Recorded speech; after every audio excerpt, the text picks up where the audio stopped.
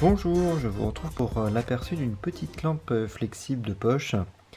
Elle arrive dans ce carton, sous emballage plastique, avec un manuel d'emploi qui comprend le français. On a le droit à un câble USB micro USB assez long d'ailleurs pour la recharge. On a également droit à une petite housse, donc pack quand même très complet.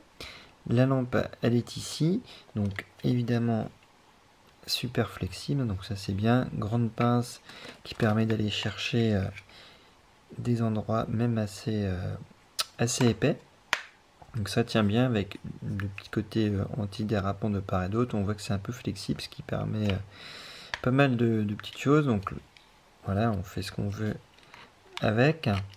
Donc ça c'est vraiment bien pratique. Le petit plus de celle-ci, donc batterie de 1000 mAh, donc c'est plutôt costaud quand même hein, pour une petite lampe. Le petit plus c'est qu'elle a normalement un indicateur. Voilà, alors je dis normalement parce que je trouvais pas très fiable. Bon, voilà, faut le prendre comme une petite aide pour savoir à peu près où on en est rendu, mais bon, je n'ai pas trouvé très fiable.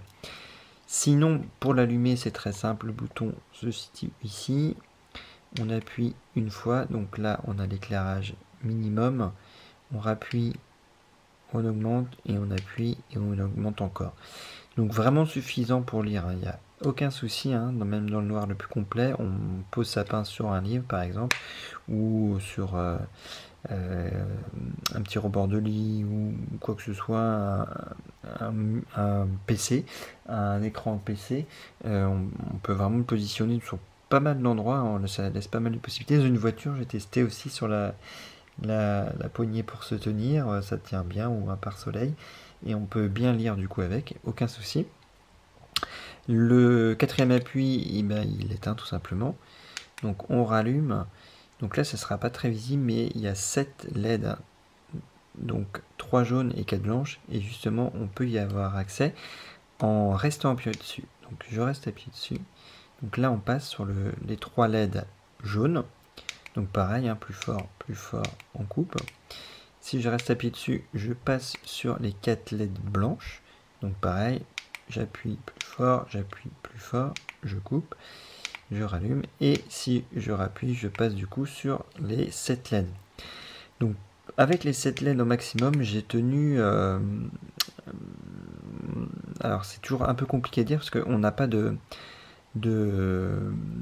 d'indicateur précis, enfin j'ai pas d'appareil pour mesurer la luminosité, donc c'est du ressenti ça, tout simplement. Et ça diminue très progressivement, ce qui fait qu'on n'a pas d'un coup où ça va se couper, où on va sentir que ça baisse vraiment. Mais disons qu'au bout de 4 heures, je pense que ça a dû commencer à diminuer un peu, et au bout de 4h30, on voyait vraiment que là on avait pris un coup, la batterie avait pris un coup. Donc on va dire globalement, avec 4 heures, on peut lire avec et tout. Voilà, on va dire 4 heures à fond.